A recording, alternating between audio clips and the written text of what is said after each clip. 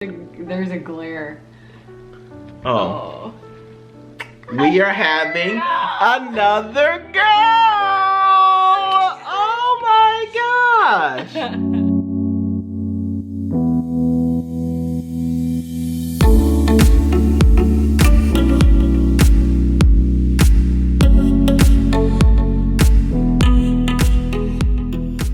What's up, Legacy fam? We are back. And I know, it's been a while. It's been a good little minute. Yes.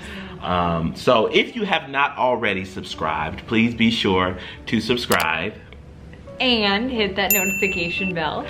And you can continue to be a part of what we got going on in the Legacy crew. So we just wanted to share with you guys a life update that we had as of recent. And it is not so good news, but good news in the sense that sometimes you know, what's birthed out of pain is triumph and victory. Yeah. So we just wanted to come and share with you guys that at the beginning of August, we did have a miscarriage.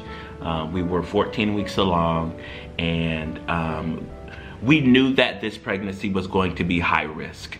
So this was like a 3-week process altogether. Jael was due January 31st of this year. Unfortunately,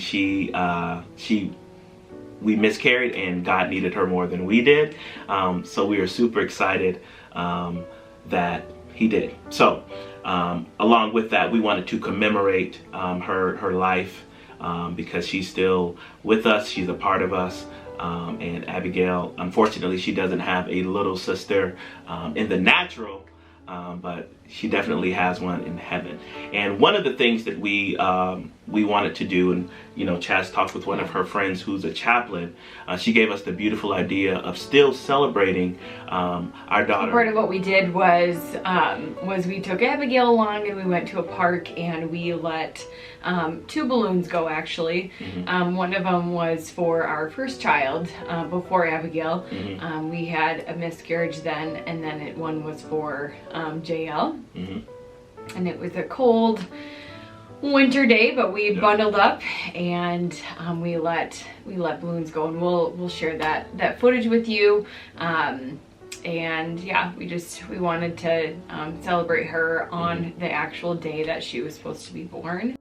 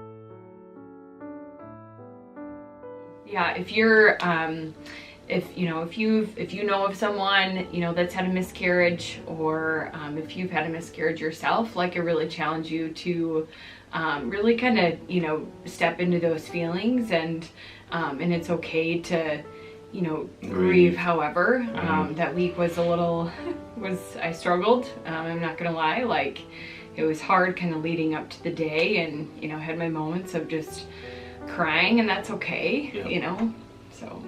Yeah, it's definitely okay. Lean into that. Make sure that you have a community around you, someone that you can talk to. Chaz, again, we mentioned, shout out to Crystal, and shout out to everyone that was there, even the day of our miscarriage. Our good friends Jen and Will, they happened to be in Florida. They came to the hospital. I was on the phone with Chaz's mom, like, the greater part of that evening going into that morning. So shout out to Julie, and then my parents. They definitely showed up and wanted to make sure that we are okay. They brought us Panera bread, or they brought us something. So yeah, they really comforted us in that moment as well.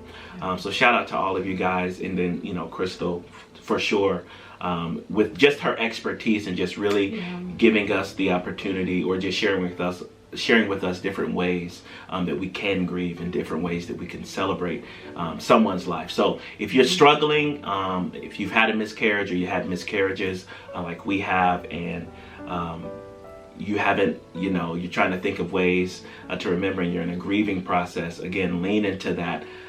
But also find ways. Maybe you are a writer. Write out, a letter to that child, and just read it out loud, or let go of balloons or lanterns or things like that. That you're celebrating a life still. Even though this particular life isn't with you physically.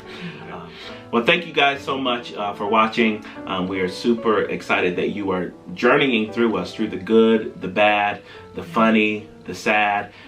We are grateful for our virtual community that rallies behind us and that supports us. So we'll see you guys in the next video, and thanks for watching.